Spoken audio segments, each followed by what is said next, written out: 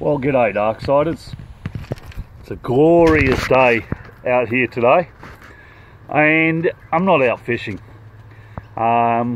which is a pity, but it's alright, because having a lounge around in the gardens. Damn, my wife's done a lot of work to these gardens.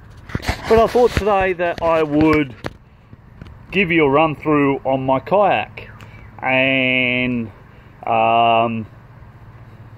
give you my thoughts on why I chose this kayak, and we'll go from there.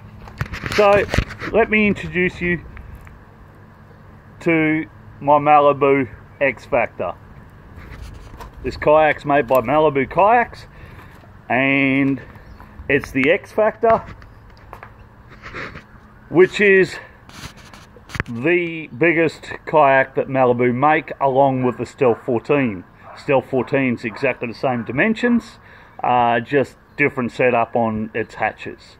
I chose the Xfactor simply because of the amount of storage. Now let's go through the dimensions. She's just under 15 foot, 14.9 or 4.5 meters. She's 34 inches wide, which is 84 or 86 centimeters, and she's 33 inches deep. So she is a big ass kayak. Commonly nicknamed the pickup truck of kayaks. So she's got length over water, which means that she tracks well and she gets along at a reasonable pace. Now, yes, I know she don't go as fast as some of the narrower kayaks. They're a bit quicker through the water than this girl is. But for what I use it for, she goes plenty fast enough. And if I want to go faster, I just put a sail on the damn thing. So let's run through it. The next thing I like about it is the amount of storage. That's the reason why I got it. Up here we have what they call the gator hatch, which has a little inbuilt seat, so I can take my granddaughter out with me if I'm paddling around the rivers and everything, get her out into kayak fishing with me. So we'll just open up the gator hatch here, and as you can see, she's got a monster amount of room in here. She's got a huge amount of room.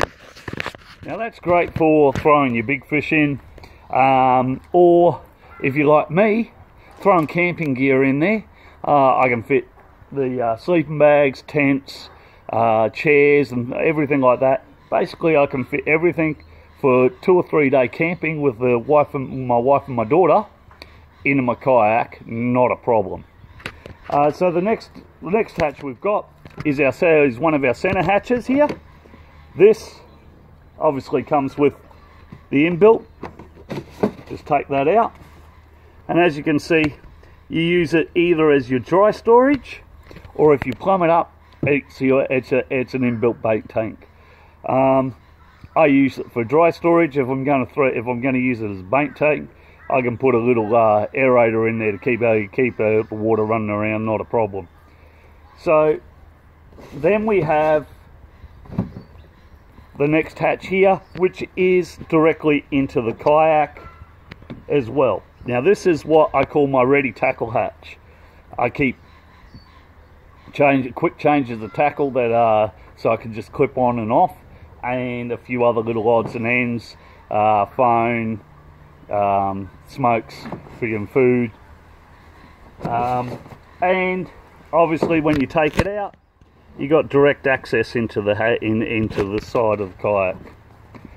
Next hatch is the rear hatch, which is just behind your seat here, and this hatch I usually use for putting all my safety equipment, and again you have direct access straight into the kayak there. So that's what the Xfactor comes with, and that's a huge amount of storage room. Makes it a reason why it's a great kayak. Now, the other reasons for this kayak being a great kayak, and what I think is generally one of the best all-rounders, is the dimensions of it. Like I said, she's just under 15 foot, tracks beautifully, handles rough weather like it's going out of style. She's wide enough that if you are a bass fisherman or anything like that, you can stand up through here and walk around sight fishing and casting and landing your fish. And also it's good for getting up and stretching your legs when you need to. And that with the storage for being able to camp makes it a pretty damn good kayak. Then we get to the modifications I've been doing to it. So starting up the front again, we'll work our way through. So the first thing you'll see is the ropes along here. That's my anchor trolley. Now it's just set up with an eyelet here. If you can see, just an eyelet, stainless steel screws, shackle and a roller. Makes life very easy to roll it back and forwards with your anchor on and turn your boat around in current, not a problem. Then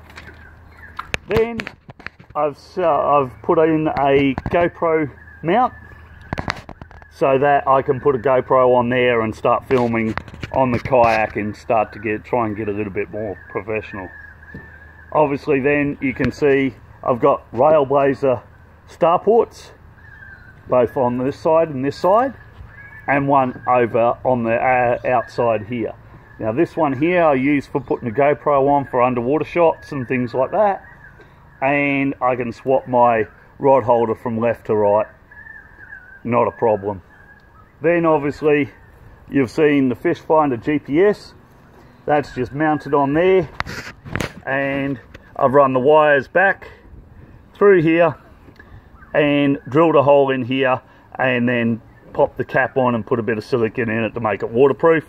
That runs all the way down to here, where inside you will see all the wiring. So I can have a battery on this side. I also have, you see the Velcro over there, I have a spare Velcros over there for another box that's got another second battery in it, so I run 2 batteries so I never run out of battery power. Then we get back into the back, and I've added 2 extra rod holders here behind the originals and made some rocket launchers for it. Now they're just made out of PVC pipe, and if you notice these curves on it, I just heated the pipes up with a heat gun and used a cough syrup bottle and spun a cough syrup bottle around in the tops of them and made the flare, and then just cut out the little parts for the for your reels to go into. So that's really easy to make and anybody can make them. Then on the inside, I went one different than most people do. If you can see in here, I have a bilge pump. Now, the reason I went for a bilge pump is I've just shown you how big the hatches on the Malibu are. So, if you've got your center hatch open, grabbing some tackle out, and you ship a wave, you're going to get a lot of water inside that kayak. That's one of the reasons why I said to you, you should sink your kayak and learn how much water your kayak can take before it gets unstable and sinks under you. Now, you've shipped a wave, you've got water in your kayak, you've got to bail it out. So that means that you've got to have the hatch open, and you're bailing out with a bucket, or you're bailing out with a hand pump. If you've taken on a lot of water, then you're sitting lower in the water and more likely to ship another wave. You've got a hatch open, you're going to put more water in there. So I've went for 1100 gallon per hour, or 4,163 litres an hour bilge pump, so that if I do ship a wave, I can just close that hatch and the bilge pump will take care of 100 litres in less than 2 minutes. No problem at all. And it means I can keep paddling or keep fishing and don't have to worry about it. So that's one extra thing that I put in. Then I put a rear hatch in here, just a circular hatch, and this is where I keep all my ropes and things like that. It's a nice little compartment at the back. Anybody else can come up to me, grab a rope out if they need it, and on their way. And then you would have also noticed at the back there is another Railblazer starport here, and that holds my Railblazer flag and light on top, because you've always got to be able to be visible on the water, and you'll be surprised how many morons in boats don't look where they're going. Just look on YouTube, you find plenty of YouTube videos up there of people that tried to run over kayaks. And then of course the last thing on it is my Crack of Dawn paddle sport rudder. Now I love this rudder because it tracks really nicely, and the other reason is back up at the front here is these straps. If you can see, they're on a little adjustable system. So it means that it doesn't matter who goes on my kayak, and like I said last time, my wife's eyeing this one up, now I've got it finished. It can be adjusted to anybody that's going on it, so it's not one size fits all. So that is the setup and the customizations that I've got on my Malibu Xfactor. And to be quite honest, probably the only thing I'll add to it would be up the front here, across the front of the hatch. I'll probably add a Pacific action sail for those times when I'm being a bit lazy and I can just cruise on in, not a problem. So in the next video, I'll put all my gear on it and run you through what fishing rods I have and what gear I take with me, and more on safety, what safety gear I run with me as well. Until next time, Darksiders, dark side out.